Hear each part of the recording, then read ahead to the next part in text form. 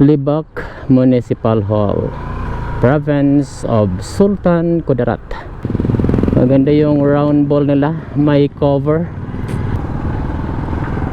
So mula dito sa Libak, Sultan Kudarat, ay puntahan din natin ang bayan ng Kalamansig, Sultan Kudarat. Paggas lang tayo dito sa Petron Gasoline Station. Oo. So ngayong araw ay babiyahe tayo mula dito sa Libak and Kalamansig papunta doon sa Senator Ninoy Aquino, Sultan Kudarat. So sa video na to ay ipapakita ko sa inyo ang status ng daan mula dito sa Libak and Kalamansig, Sultan Kudarat papunta doon sa Senator Ninoy Aquino. At ipapakita ko din sa inyo ang mga magagandang tanawin na ating madadaanan. Welcome to Kalamansig.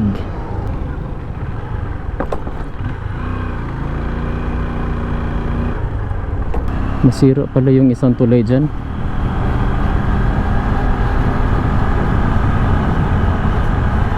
Tapos inayos.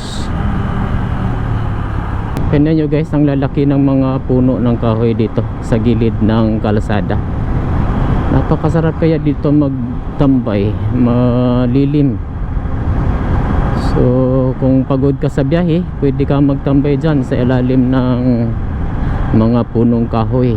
Malalaki yan guys.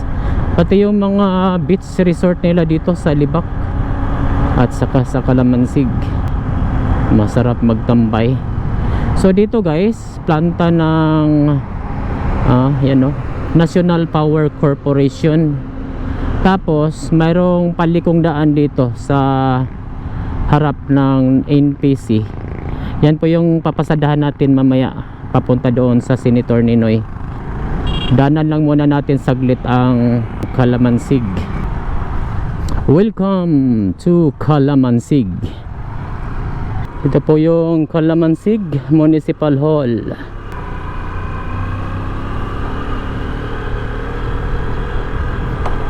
Welcome to Port of Kalamansig. Yan, may pantalan pa pala sila dito. Pasok na tayo sa kanilang public market.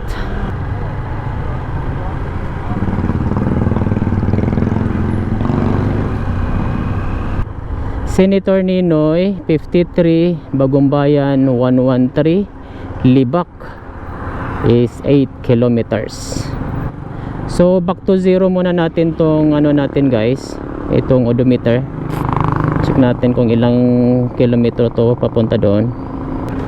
So kung magdiretso ka, papunta ito sa sentro ng Libak, South Upi, papunta doon sa Cotabato City, and mag-exit kayo doon sa Tenorio, Awang, Datoodin, Sinsawat. So right turn po tayo dito guys, at ito yung papasadahan natin ngayong araw. Ito yung daan na nagkukonekta mula dito sa Libak and Kalamansig papunta doon sa Senator Ninoy Aquino.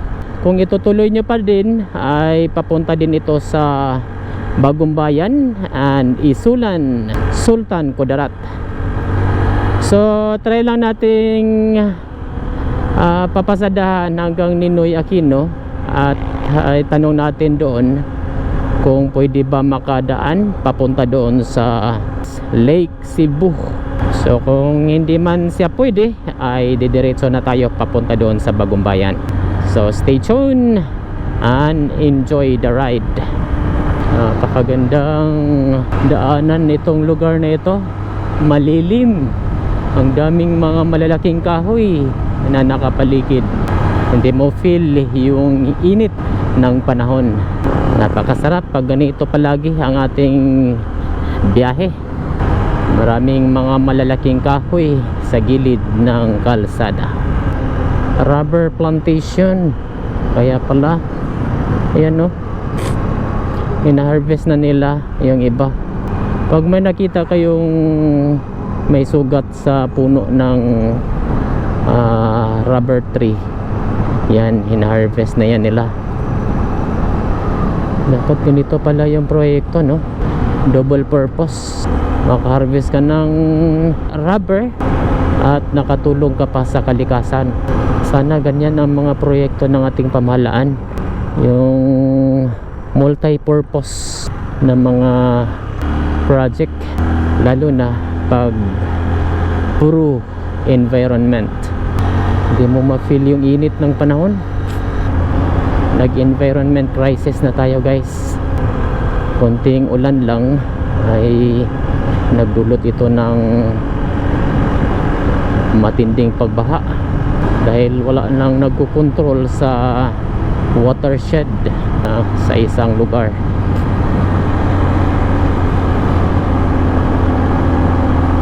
So guys, linya ng kuryente mula doon sa power plant ng Napocor para siguro i-distribute yung extra, yung natitirang megawatts ng kanilang kuryente.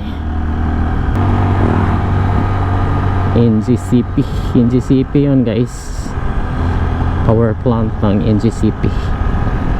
Ayan, o. So ilalatag yung mga wire dyan para i-supply kung saan man yung probinsya na kulang ang kuryente. Biruin mo, meron palang daan dito sa gitna ng kagubatan. Yan dapat ang ginagawa ng ating pamahalaan, hindi yung sisirain na yung mga kalasada na pwede pa naman mapakinabangan. Dapat yung budget dyan ay ginagawa lang ng panibagong mga alternative roads, lalo na ang farm to market roads. Hindi yung ang ganda-ganda pa ng mga kalsada pero binabakbak na, di ba, guys? Ang dami nating nakikita ng mga ganyan. Ay, kailan pa kaya matuto ang ating pamahalaan para masugpo ang korupsyon sa Pilipinas? Hirap kaya dito dati, no? Kung hindi pa na semento. Kawawa yung mga residente dati, pero ngayon guminawa na yung buhay nila dahil na konkreto na yung daan nila. Sana patuloy gumawa ang ating pamahalaan ng ganitong mga alternative roads para guminawa ang buhay ng mga mamamayan. Grabe, kapantay na natin yung mga bundok dyan sa gilid, tapos dito rough road. Tingnan natin kung ilang kilometro. So mula doon sa highway 17 kilometers ay makikita itong rough road na ito. So try natin sukatin kung ilang kilometro itong rough road. Lakas ng mga motor dito, no? May mga karga pang mga ganyan, no? Basket. Napakagaling nila mag-drive. Dato Itang Integrated School, Sitio Milis, Hinalaan, Hinalaan, Kalamansig, Sultan Kudarat. Okay naman yung pagka-rough road niya, hindi siya masyadong madulas. Kaso nga lang may portion talaga na malalim yung lubak. Nasa kagubatan na tayo, guys. Kahit saan ka lumingon ay mga kabundukan na puno ng kakahuyan. Wala pang mga bahay. Ang tahimik ng lugar. Ayan, o. Dito na yata yung may ginagawa. Ayan na. Dito na banda yung may pagbubungkal ng kabundukan. Dati wala ba tong putik, pero kaso inuulan kaya nagiging ganito na. Parang lugaw. Yeah. Da. Grabe, tsokolate.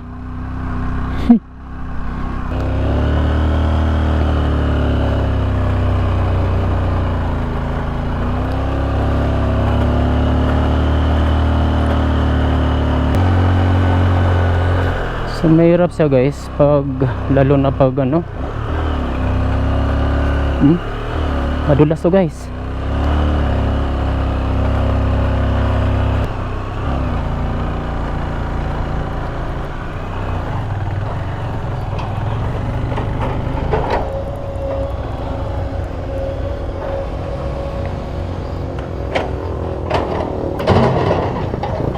So mayroon pang ginagawang pagbubungkal ng kabundukan dito banda.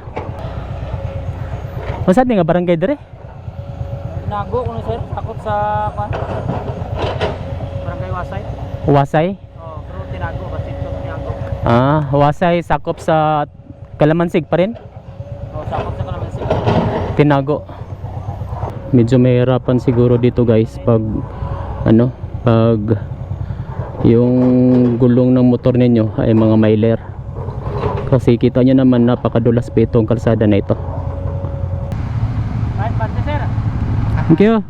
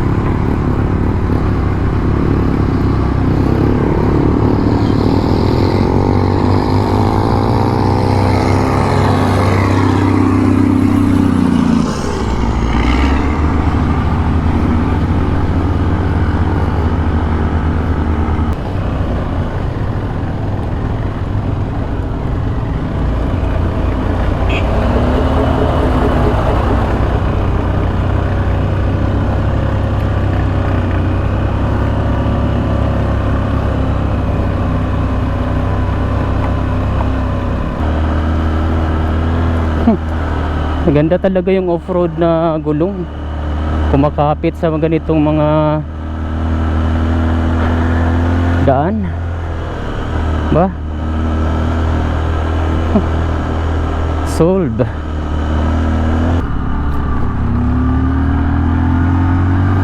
Alright. So 17, 3, 4 kilometers yung buong walang yung rough road talaga. Tapos after 4 kilometers ay mayroon ng 1 lane na konkreto na bahagi ng kalsada. Ayos guys. Grabe. Kaya dito 4x4. Sa ngayon 4x4 lang muna kasi napakadulas po ng kalsada at napakatarik. Tapos pag mas konkreto na siguro to lahat, 4x2 ay kaya na. So dito ay buong bahagi na ng kalsada ang nakongkreto. Konti na lang yun guys. It's about 4 kilometers ang ongoing yung paggawa ng kalsada.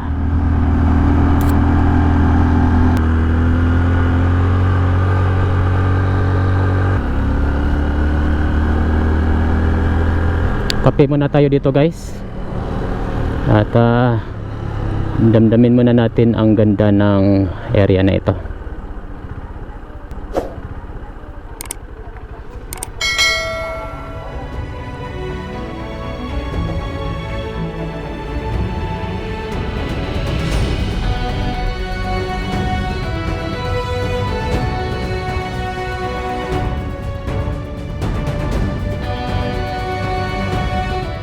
Location natin guys is Sitio Mahayahay of Barangay Dato Wasay. Okay na po yung kalsada dito guys. Sementado na hanggang doon na to sa Senator Ninoy. Kung nakikita nyo yung kalsada na yan, madadaanan natin yan. Dito din sa kabila guys, ang ganda. Wow, super sa ganda. Greeny pa yung mga kabundukan dito guys. Hindi pa masyadong pinuputol yung mga kakahuyan. Sana ihinto na nila yung pagputol ng mga kahoy para naman mayroon pang madatnan yung mga susunod pa na henerasyon na ganitong mga kakahuyan ng ating mga kabundukan. Ito na pa yung sentro ng Dato Wasay, Calamansig, Sultan Kudarat.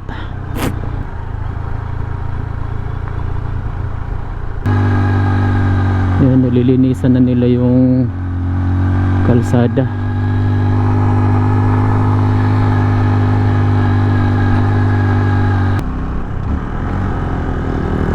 Wow! Napakaganda guys. Wow! Grabe, super sa ganda yung view dito guys. Wow! Amazing! Hanep na view.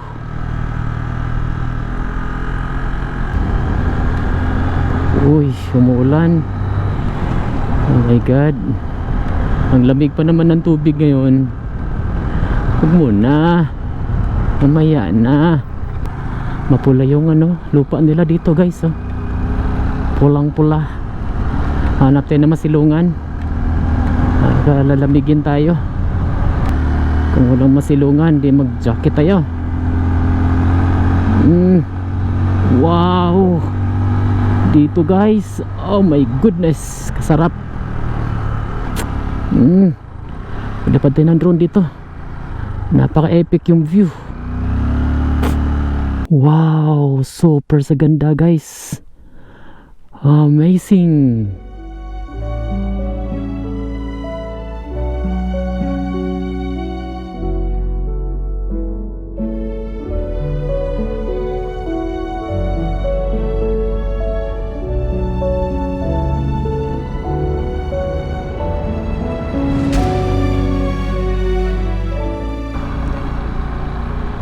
Grabe kaganda itong lugar na to guys. Paraiso itong lugar na ito guys. Malamig, malilim, puno-puno ng magagandang tanawin sa paligid. Wow, amazing place itong area na ito. Good job DPWH sa paglagay ng alternative road na ito. Sana matapos na to para madali nang makatawid ang magkabilang municipality ng Calamansig, Libak, Ninoy Aquino, Bagumbayan, Isulan at magkalapit na mga municipality. Napakagandang mga tanawin na makikita dito guys. Super.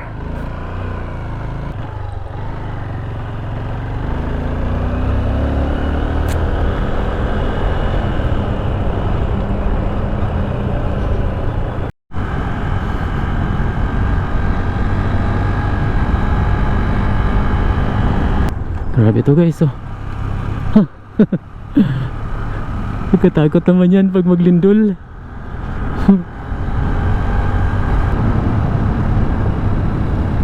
Yung mga kabundukan dito guys, tinatabas, tinadaan yung kalsada sa gitna ng mga kabundukan. Bawat gilid ay bundok. Grabe, nakapatuwid naman itong pagka-trim nila dito guys, oh. Safe naman yan kasi bato. Ito guys, oh, pinadaan sa magkabilaang bundok itong kalsada na ito. Yan, oh, bundok magkabilaan. Ang galing, no? Tapos ang haba ng mga punong kahoy na nakapaligid dito guys. Sarap sa pakiramdam pag ganito yung ihip ng hangin na humahampas sa ating katawan. Parang nasa centralized air condition office.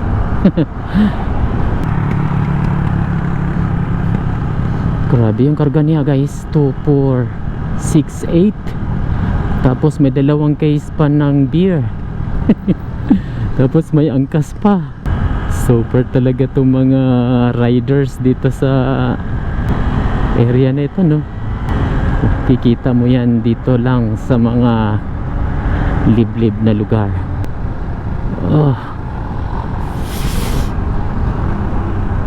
Super ganda naman tong pagagawa ng kalsada na to, no?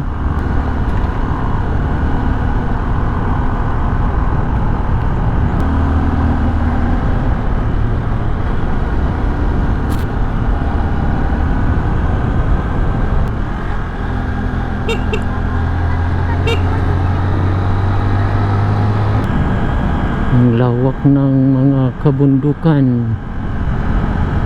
dito sa area na ito. Edam, masan nga barangay dre dam? Tinalon, sir. Ha? Tinalon, sir. Tinalon? Sakop sa Ninoy? Oo, Kulaman. Kulaman. Thank you ha. Sitio Tinalon, Barangay Kulaman, Senator Ninoy Aquino. Kulaman, part na to ng Kulaman pala. Alternative road guys, papunta doon sa Libak. Pero masyadong malayo na po yung iikutan. Rough road pa. Mahaba na rough road. Kaya dito lang talaga tayo dadaan via Kalamansig. Alright, kung magdiretso tayo guys, papunta yan sa Isulan. So daanan muna natin ang Municipal Hall ng Senator Ninoy Aquino. Notre Dame of Kulaman Incorporated, Senator Ninoy Aquino. Right, pasukan muna natin ang kanilang Municipal Hall.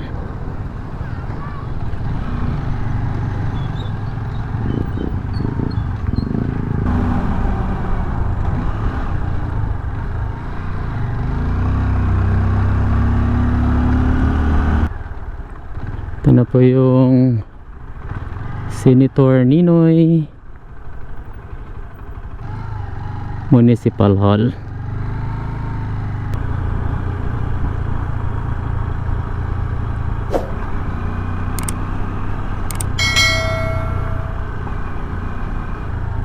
So yan po yung Senator Ninoy Aquino Municipality.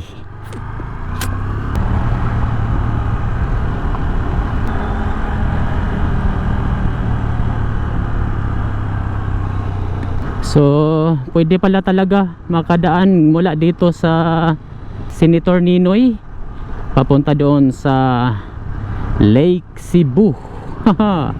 Magandang balita yan guys. Diretso tayo sa Lake Cebu ngayon. So mula dito sa Senator Ninoy ay pupunta tayo doon sa Barangay Gapok, pang puntahan ang Lake Cebu.